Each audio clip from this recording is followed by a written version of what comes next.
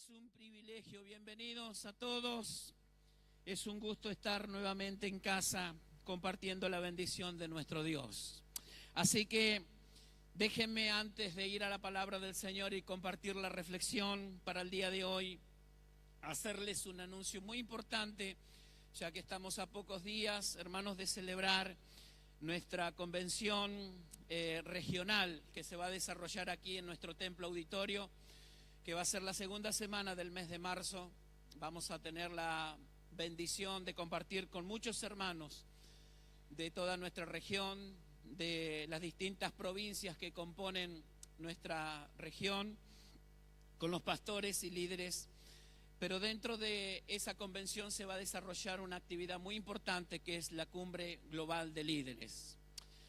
Esta cumbre, hermanos, que se celebra mensualmente en la ciudad de Chicago, en la iglesia del pastor Bill Hybels, donde el año pasado, hermanos, yo tuve la bendición de poder viajar a los Estados Unidos y poder compartir junto al supervisor, hermanos, en vivo y en directo, todo lo que es el desarrollo de esta conferencia mundial sobre el liderazgo. Y déjeme decirle, hermanos, que es una oportunidad única que nosotros tenemos y la vamos a tener aquí en Resistencia, en nuestra iglesia. Es una jornada de videoconferencias donde, hermanos, la capacitación que se brinda no es solamente dirigida a un aspecto de la vida ministerial, sino que es útil y es práctica, hermanos, para todos los índoles de la vida, ya sea al nivel empresarial, comercial, si uno es ama de casa, si somos abuelos, si somos padres. Es tan rica, hermanos, esta conferencia, hermanos, que es útil para todos. Así que yo les animo a inscribirse, porque los cupos, hermanos, de las inscripciones están limitadas al espacio que tenemos en nuestra iglesia.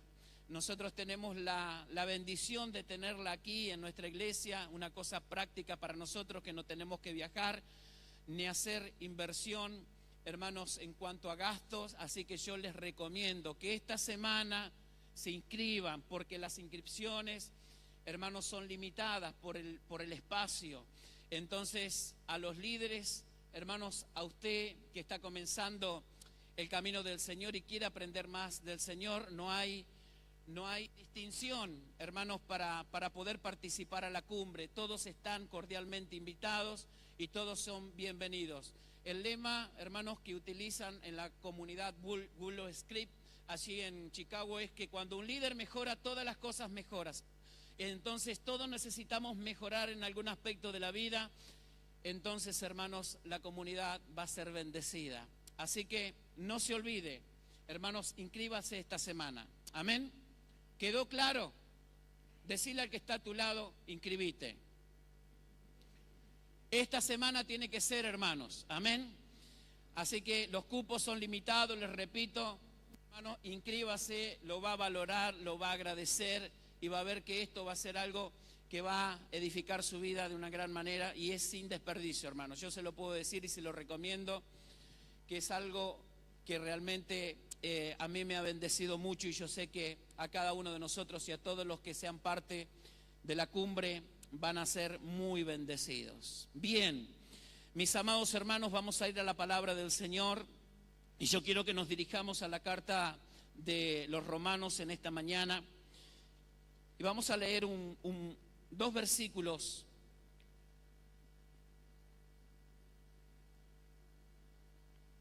Quiero reflexionar en esta mañana sobre la importancia de cambiar nuestros criterios. La verdad que este periodo donde hemos estado fuera de la iglesia, hemos vivido situaciones, hermanos, muy especiales con respecto a la obra del Señor, y todo esto me llevó a reflexionar sobre esta palabra. Así que quiero que preste atención, porque quizás no será muy largo el mensaje, pero sí muy pertinente para los tiempos que vivimos. Así que compartimos la palabra del Dios nuestro en la epístola de los Romanos del apóstol San Pablo, el capítulo 12, verso 1. San Pablo se dirige a la iglesia de Roma y les dice: Así que, hermanos, os ruego por la misericordia de Dios que presentéis vuestros cuerpos en sacrificio vivo, santo, agradable a Dios, que es vuestro culto racional. No os conforméis a este siglo, sino transformaos por medio de la renovación de vuestro entendimiento, para que comprobéis cuál sea la buena voluntad de Dios, agradable y perfecta. Quiero que volvamos a leer el versículo 2 y pongamos el énfasis en él. No os conforméis a este siglo, sino transformaos por medio de la renovación de vuestro entendimiento, para que comprobéis cuál sea la buena voluntad de Dios, agradable y perfecta. Amén, amén, a la palabra del Señor. Cuando el Señor Jesucristo comienza su ministerio, da el puntapié inicial con el mensaje de Juan el Bautista diciendo a las multitudes: arrepentíos, porque el reino de los cielos se ha acercado a vosotros. La primera palabra que aparece en escena, hermanos, después de 400 años de silencio, es la palabra de Juan el Bautista, que fue el precursor de Cristo, fue el que allanó el camino, el que preparó el camino, hermanos, para que el Señor apareciera en escena. Y la primera palabra que dice Juan el Bautista: arrepentíos, porque el reino de los cielos se ha acercado a vosotros. En nuestro idioma castellano hemos confundido el arrepentimiento con la emoción muchas veces. No lo entendía así el Señor Jesucristo, ni la iglesia primitiva, ni los apóstoles con respecto al arrepentimiento. Nosotros muchas veces pensamos que las lágrimas son una consecuencia del arrepentimiento, pero la historia y las experiencias nos han enseñado que muchas veces las lágrimas, hermanos, y las emociones no son un signo de veracidad, de contundencia, de que una persona realmente se sienta arrepentido, porque la palabra arrepentimiento en el griego es la palabra metanos, que significa cambiar la manera de pensar. Y esto es contundente, hermanos, que lo entendamos, porque realmente el cambio de pensamiento se tiene que generar en nosotros, en nuestra nueva vida. Nicodemo, quien era un alto funcionario dentro de la comunidad farisea, se acercó al Señor preguntándole cómo él podía hacer para entrar al reino de los cielos. Y Jesús le responde que realmente si él no naciera de nuevo, de cierto os digo, y esta palabra marca de cierto os digo, un énfasis muy contundente que quiere decir: no hay otra alternativa, no hay otra manera, no hay otro recurso por el cual uno pueda entrar al reino de Dios, sino naciendo de nuevo. Si uno no nace de nuevo, no puede experimentar realmente la realidad ni palpar las cosas del reino de Dios. El apóstol San Pablo nos hace esta afirmación diciendo que para el hombre natural, para la persona que no ha tenido esta experiencia transformadora en su vida, en su corazón, de haber nacido de nuevo, le es imposible captar y comprender las cosas del Espíritu porque le son ajenas. Porque las cosas del Espíritu, por el Espíritu de Dios, son reveladas a nuestro espíritu, y es donde nosotros tenemos luz, conocimiento, y podemos gustar y disfrutar de las cosas del reino de los cielos. Así que el arrepentimiento no tiene que ver muchas veces, aunque muchas veces se expresa, pero es secundario, en las lágrimas, en una emoción desbordada. Pero el arrepentimiento, hermanos, que nos da entrada al reino de los cielos, es verdaderamente un cambio de actitud, un cambio de criterio y un cambio de pensamiento. Ahora, para cambiar la mente, hermanos, se necesita algo tan poderoso que no hay metodología humana, aunque el hombre ha inventado tantas terapias tratando de ayudar en esta área al ser humano, de poder cambiar su formación, todo lo que ha recibido, todo lo que ha experimentado, hermanos, de alguna manera en el ser humano deja mella, deja huellas, deja consecuencias que muchas veces son expresadas, hermanos, en nuestra forma de vivir. ¿Por qué? Proverbio dice: porque como pensamos, así somos. Quiere decir que la consecuencia de nuestro pensamiento es lo que expresamos en nuestros comportamientos. Somos lo que pensamos y vivimos lo que pensamos, expresamos conforme son nuestros pensamientos. Por eso el apóstol Pablo va a poner un énfasis muy importante, hermanos, sobre la iglesia, diciendo: ahora llegó el momento en que ustedes tienen que cambiar su forma de pensar para que así también cambie su forma de vivir. Nadie puede cambiar su forma de vivir a menos que cambie su manera de pensar y cambie los viejos criterios de esta vida. Los viejos criterios del mundo son incompatibles con la vida cristiana y con lo que el Señor nos presenta ahora en la realidad de este reino, hermanos, que no consiste en comida ni en bebida, sino en gozo y en poder en el Espíritu Santo. Y para conocerlo, hermanos, a profundidad, uno debe someterse a este proceso de cambiar nuestros criterios, nuestros viejos criterios, porque nadie puede poner vino nuevo en odres viejos, dijo el Señor,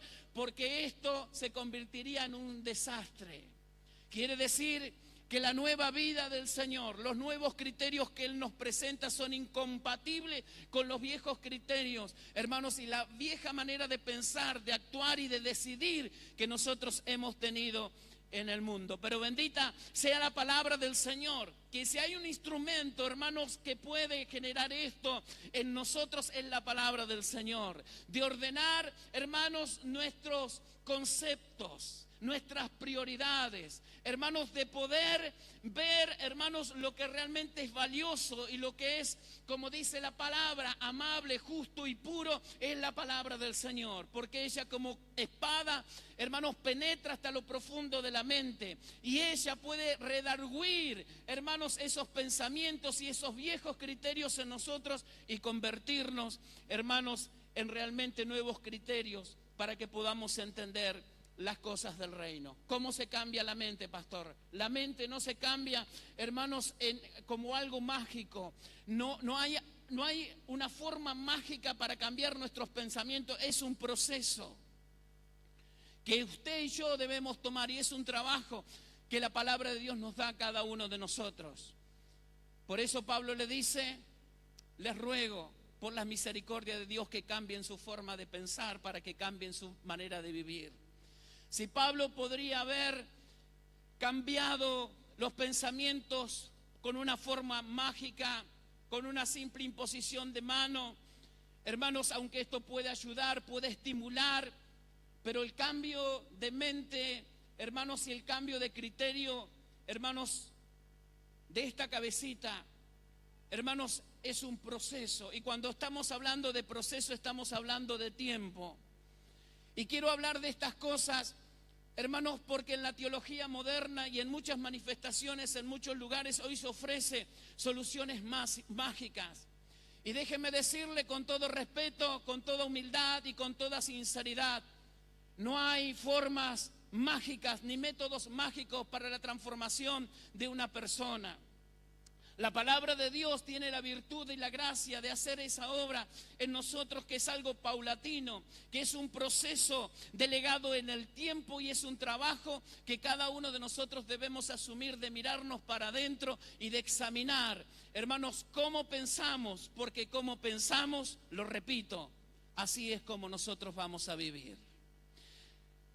La consecuencia de nuestras acciones, de nuestras decisiones, no son al azar. Fueron pensadas antes, fueron acumuladas en nuestra mente, fueron de alguna manera gestadas, engendradas en nuestros pensamientos y manifestados en los hechos reales.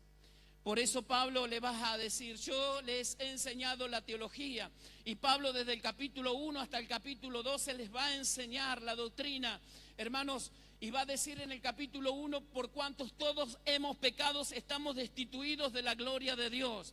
Que no hay otro método para poder ser salvos, sino que Dios proveyó de un método, el cual es Jesucristo.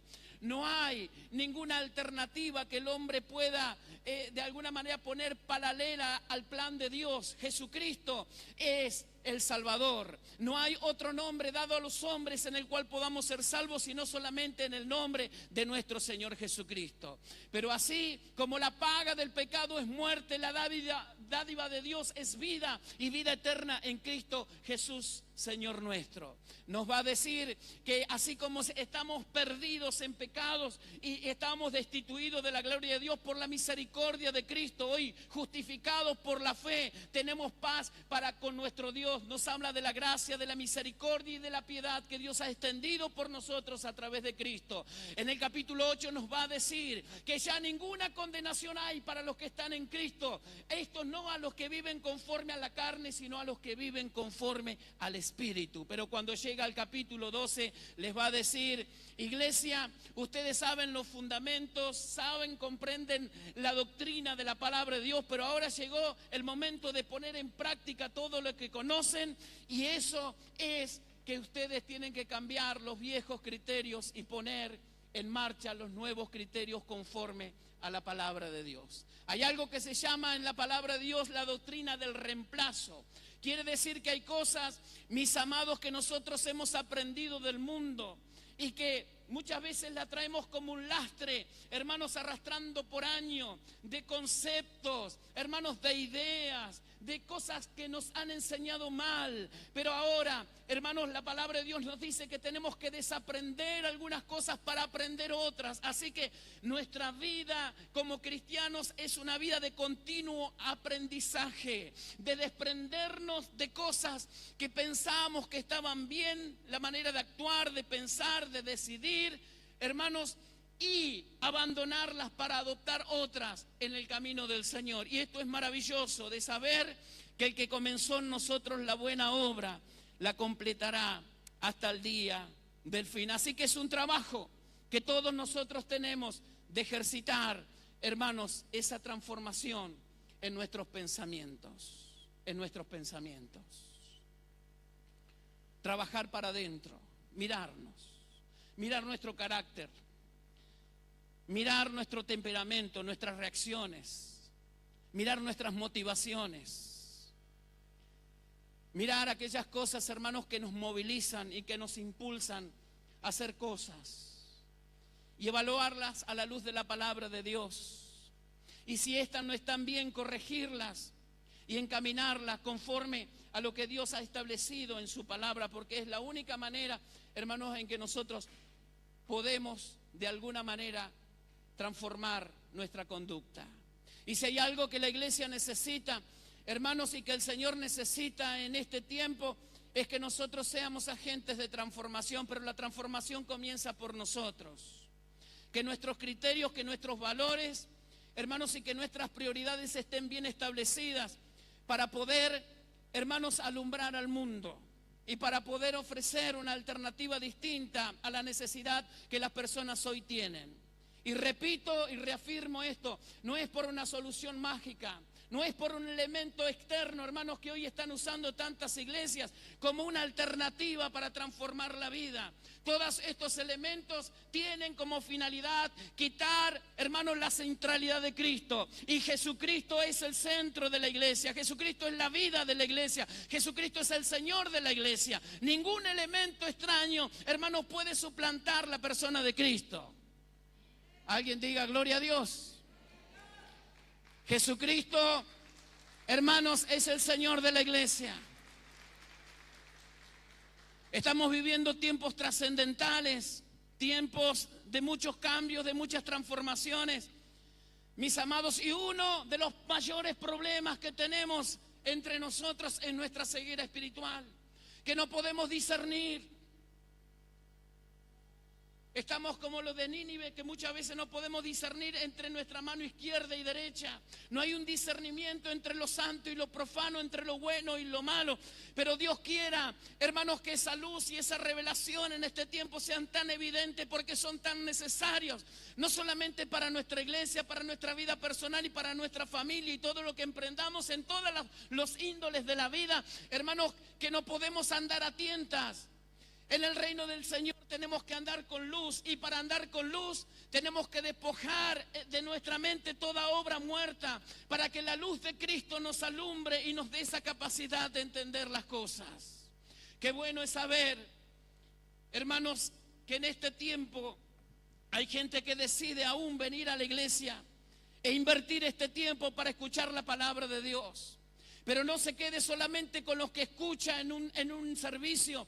Hermanos, haga el hábito diario de ir a la palabra de Dios, de indagarla por usted mismo, de constatar que lo que se predica y lo que se habla está escrito en la palabra de Dios, y así es, no sacado de texto ni de contexto, porque usted también tiene al Espíritu Santo en su vida, que también le revela y lo lleva a toda la verdad. Cultive ese hábito, hermanos, que la palabra de Dios se haga carne en usted. Si usted todavía está luchando con esos viejos pensamientos, con esa manera de ser, con esa manera que le han inculcado, que usted ha recibido como una herencia, hermanos, nada mejor que la palabra de Dios para arrancar de raíz todos esos viejos criterios y hacer de nosotros, hermanos, nuevos criterios, nuevos pensamientos conforme a la palabra del Señor. Mis amados, recibimos información constantemente todos los días, y lamentablemente la información que recibimos, que oímos y que vemos no es la más saludable para nosotros. Hay que hacer un proceso de desintoxicación de nuestros pensamientos, de nuestra imaginación, de nuestros ojos. Hay personas que piensan que son invulnerables ante todas estas cosas, de lo que oímos, de lo que vemos, de lo que escuchamos. Pero nadie es vulnerable, hermanos, ante estas cosas. Estas cosas nos afectan. Amén, que nosotros tengamos la capacidad de poder desintoxicarnos de estas cosas para tener la mente de Cristo, tener una mente saludable, y para que nuestra mente se convierta en un lugar que glorifique al Señor, que exalte al Señor, y que no sea un jardín, hermanos, donde se cultiven frutos, hermanos, que avergüenzan y que amancillan muchas veces la palabra y la gracia del Señor. Que el Señor nos ayude en este tiempo y nos dé la luz, nos dé la gracia, hermanos, para poder entender la palabra del Señor. Hay mucho analfabetismo bíblico, lo repito una y otra vez, hermanos. Tenemos que ir a la palabra. Ustedes que son padres, que son abuelos, yo les aconsejo en esta mañana, enseñen a sus hijos la palabra del Señor. Dice que la palabra de Dios nos recomienda que enseñemos a nuestros niños desde chicos para que cuando fueren grandes no se aparten del camino del Señor. Amados, si usted no le enseña, otro le va a enseñar. Si nosotros no aprovechamos esa edad donde son una hoja en blanco, donde uno puede imprimir las cosas santas del Señor, alguien lo va a hacer para usted. Pero no desperdicie esta oportunidad diciendo algún día ellos decidirán, algún día ellos serán grandes y optarán por sí mismos. No, hay que ayudarlos, y la palabra de Dios es bien clara en esta. Enseña, instruye al niño en el camino del Señor. Mis amados, no deleguemos la responsabilidad de la crianza y la educación a nuestros hijos a las identidades escolares públicas. Hermanos, muchas veces responsabilizamos a la sociedad y al colegio por no educar a nuestros hijos. Yo quiero decirle en esta mañana con mucho amor, con mucho respeto, nosotros como padres, la educación comienza en el hogar y enseñando la palabra del Señor, porque no hay otra forma más educativa, didáctica, práctica que la palabra del Señor. Tome ese tiempo, hermanos, usted disfrutará el día de mañana esa inversión que ha hecho con su hijo, de poder sentarse, explicarle, hablarle. Hermanos, no meterlo en un termo y aislarlo del mundo, pero sí prevenirle de las cosas y enseñarle los fundamentos principales de la palabra de Dios, que le serán útiles para defenderse en la vida y para triunfar con éxito en todo lo que emprenda y haga. Levantémonos, hermanos, con la palabra del Señor. No hay elementos mágicos, no hay transformaciones instantáneas. Hermanos, todo es un proceso en la vida en el cual no debemos detenernos. Pablo le dijo a los filipenses: ocupaos de vuestra salvación con temor y temblor. Ellos eran salvos, pero Pablo le está diciendo: manténganse en ser salvos. Sigan el proceso de crecimiento, el proceso de edificación en sus vidas. Cuiden sus vidas, cuiden sus mentes, guarden su corazón sobre todas las cosas. Vivimos en los tiempos donde Amós levantó su voz diciendo: he aquí, dice el Señor, enviaré hambre a la tierra, no hambre de pan ni sed de agua, sino de oír la palabra de Dios.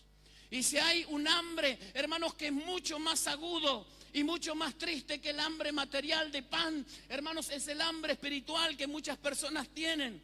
Y que tanta ignorancia reina hoy en muchas vidas, hermanos, que van detrás de tantas cosas, buscando un efecto milagroso para transformar su vida. Pero todo lo que necesitamos, hermanos, está en la palabra del Señor. Y en esta mañana estamos en el lugar correcto, porque aquí se predica la palabra del Señor. Aquí nos exalta el nombre de una persona. Hermanos, aquí el que es exaltado es el Señor Jesucristo. Amén. Y el día de mañana, hermanos, que se exalte otra cosa o se ponga otro elemento antes de Cristo, cerremos la puerta, porque este lugar no tendrá razón de ser.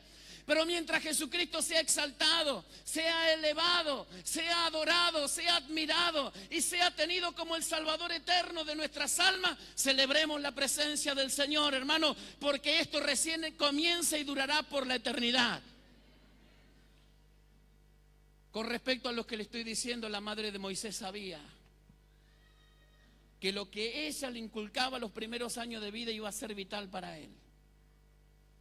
Y tuvo la oportunidad de tenerlo. Hasta los 6 años les habló del Dios de Abraham, de Isaac y de Jacob.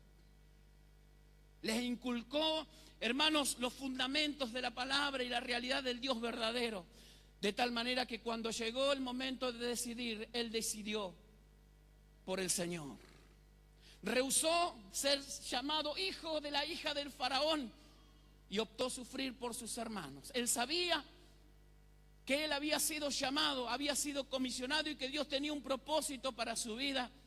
Pero ¿cómo lo entendió? ¿Quién ayudó ahí? ¿Quién ayudó? Mamá. Mamá y papá son la clave. Son la clave del destino de nuestras generaciones.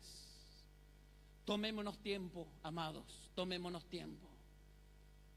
Si tenemos que sacrificar el programa favorito, sacrifiquémoslo, pero tomemos esa hora para sentarnos a hablar, a dialogar, para poder conversar sobre temas tan importantes, hermanos, que muchas veces en el espacio que tenemos en la iglesia no podemos agotar todos los temas como quisiéramos ayudarles. Pero ustedes, mis amados, ustedes tienen la respuesta. Hay que cambiar la forma de pensar para cambiar la forma de vivir. No pienses que otros tienen que educar nuestra familia, hermano, no lo permita. Nosotros somos los guardianes, los custodios. Nuestra primera iglesia es nuestra casa, es nuestra familia, son los nuestros. Ministrémosles. No, pastor, yo no tengo palabra. ¿Cómo que no tenés palabra? El Señor pondrá en ti, en tu boca, palabra. Tú eres la autoridad en tu hogar. Y todo lo que pasa en tu hogar, tú eres responsable. Opta en este tiempo por cambiar esa forma de pensar.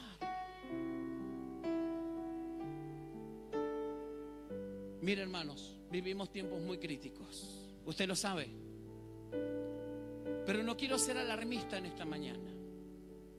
Cuando uno lee a los profetas, siempre tiene un preconcepto que fueron personas que dieron un mensaje duro y contundente, pero dieron también un mensaje de esperanza.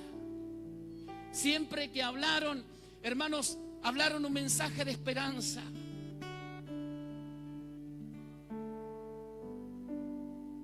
Remarcando la misericordia y el amor que tiene hacia su pueblo. Y hermanos, este es un tiempo donde no podemos permanecer indiferentes, tenemos que levantarnos.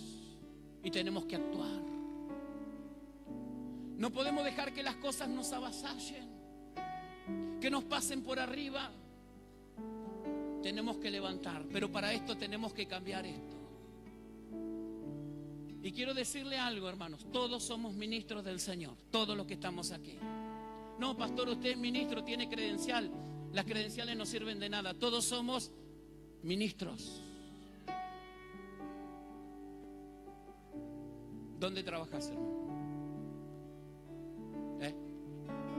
Cooperativa eléctrica. Mi hermano es un ministro en la cooperativa eléctrica. Dios lo ha puesto ahí. No por una necesidad simplemente económica de mantener a la familia. Está ahí con un propósito, hermanos, de poder influenciar a esa gente que son sus compañeros. ¿Dónde estás? ¿En la universidad, en el colegio, en la primaria? Como ama de casa, el contacto que tenés con tus vecinos, con los comerciantes. Hermanos, el lugar donde Dios nos ha puesto es nuestro lugar de influencia. Y nosotros lo podemos cambiar. Pero tenemos que cambiar esto. Pensando que ministro es solamente el que se para detrás del cristal. No, todos somos ministros, hermanos. Y en nosotros está la oportunidad de cambiar, hermanos, la realidad de muchas personas. Pero tenemos que cambiar muchas veces el concepto que tenemos de lo que es ser un pastor o ser un ministro. Que lo relegamos solamente al ámbito de un espacio como este, de un recinto como esto. Si nosotros podemos levantarnos en este tiempo, hermanos, podemos cambiar muchas realidades. ¿Cómo lo vamos a hacer? Con la ayuda del Señor. Son tiempos difíciles, sí. Yo puedo hablarles de mis vacaciones, de cómo fueron tiempos difíciles. Pero en medio de esos tiempos difíciles, hermanos, Dios siempre tiene una palabra para nosotros. Y yo te quiero dejar una palabra en medio de estos tiempos para que no bajes los brazos. No bajes los brazos. Isaías profetizó 800 años antes de Jesucristo. En el siglo VIII, en la mitad de él, Isaías se levanta con un mensaje. Hermanos, porque el pueblo necesitaba ser fortalecido, porque los tiempos que vivían no eran tiempos fáciles.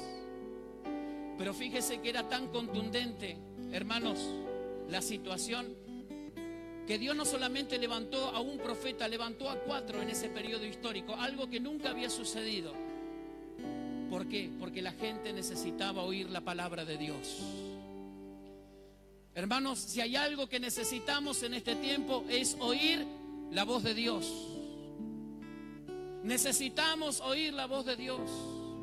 Dios levantó a Amós, levantó a Miqueas y levantó a Oseas. Cada uno con una característica distinta.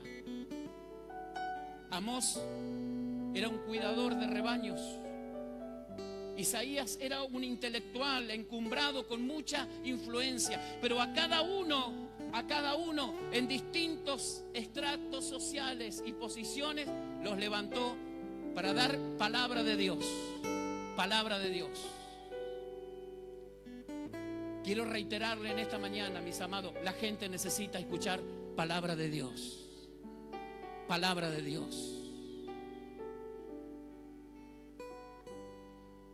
Eran tiempos difíciles. Asiria había invadido el norte de Israel, había destruido Samaria y había llevado cautivo a todos sus habitantes. Siria se levantaba como un imperio poderoso, reafirmando su fortaleza. Babilonia se asomaba, hermanos, con sed de poder y de conquista. Y Egipto como el viejo imperio, hermanos, que tenía su dominio y su poder. En medio de todo esto estaba Israel. Y Dios se levanta para dar un mensaje de esperanza al pueblo.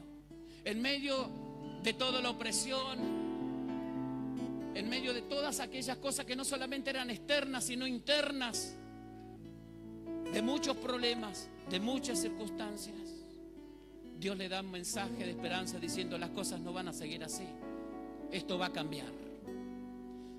Y yo quiero decirte en esta mañana, hermanos, hay cosas en nuestras vidas que no van a seguir así. Dios tiene el poder para cambiarlas.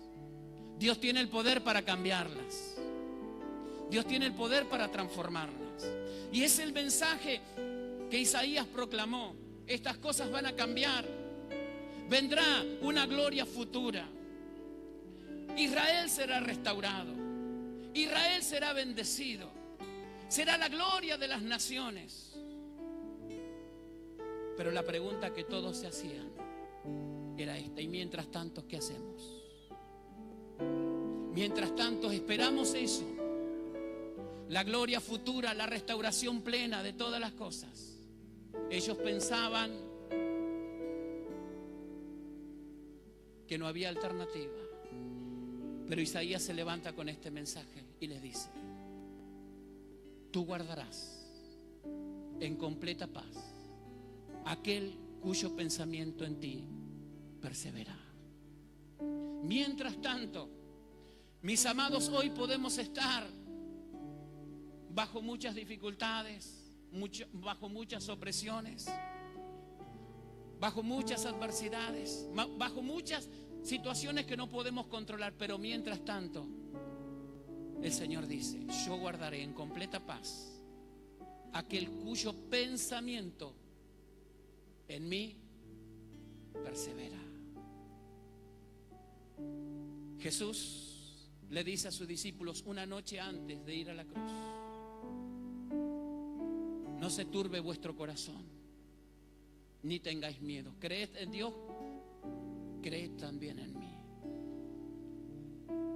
Ellos estaban por entrar en la turbulencia de la cruz, de lo que iba a pasar, de tinieblas de la naturaleza y tinieblas espirituales, donde el temor los iba a invadir. Pero el Señor le dijo: no se turbe vuestro corazón, ni tengáis miedo. ¿Sabe cuál fue la primera palabra cuando el Señor resucitó que le dijo a sus discípulos? Paz a vosotros. Paz a vosotros. Mi paz os dejo, mi paz os doy, no como el mundo la da, yo la doy. El hombre fabrica una paz superficial, pero tenemos paz, la paz de Dios, o no tenemos paz. Mira, hermanos, hay tantas convulsiones internas, hay volcanes internos en nuestra mente, en nuestro ser, que muchas veces no lo podemos controlar por situaciones. Pero la paz que Jesús da es una paz que sobrepasa todo entendimiento. Isaías y Jesús coincidían en esto: tú guardarás en completa paz aquel cuyo pensamiento en ti persevera, porque en ti ha confiado. Jesús dice: en el mundo tendréis aflicciones, pero confiad, confiad en mí, yo he vencido al mundo. Quiere decir que la paz viene por medio de la confianza en el Señor. ¿Qué podemos hacer, mis amados, sino otra cosa que confiar y esperar en el Señor? Todo se puede caer, todo puede tambalear, todo se puede oscurecer, pero aquel que persevera en sus pensamientos, en las cosas del Señor, tiene paz. Una cosa es tener paz con Dios y otra cosa es tener la paz de Dios. Todo lo que hemos aceptado a Jesucristo, tenemos la paz de Dios, la paz con Dios, perdón. Porque esa enemistad ha sido, hermanos, restaurada y hoy somos amigos del Señor. Pero otra cosa es tener la paz de Dios en nuestro corazón. Y hay gente, déjeme decirle, hermanos, que a pesar de haber aceptado a Jesús y haber hecho la paz con Dios, no tiene la paz de Dios en su interior. Pero Dios en esta mañana nos dice: tú guardarás en completa paz, perfecta paz. Solo Dios puede dar esa paz. Solo Dios. Y créame que necesitamos esa paz en el mundo y en la sociedad que vivimos. Solo Dios la puede proveer y proporcionar a nuestras vidas. Tú guardarás en completa paz aquel cuyo pensamiento en ti persevera. Persevere en los pensamientos del Señor. Persevere hermanos, en pensar en aquellas cosas que realmente son dignas, puras, amables, de buen nombre. Deje los malos comentarios. No se cargue con las críticas. No se enoje con aquellas cosas, hermanos, que muchas veces no son justas. Encomendemos nuestra causa al Señor y Él hará. La paz del Señor es una paz que sobrepasa todo entendimiento. Quiero que te pongas de pie en esta mañana y que podamos orar a nuestro buen Dios.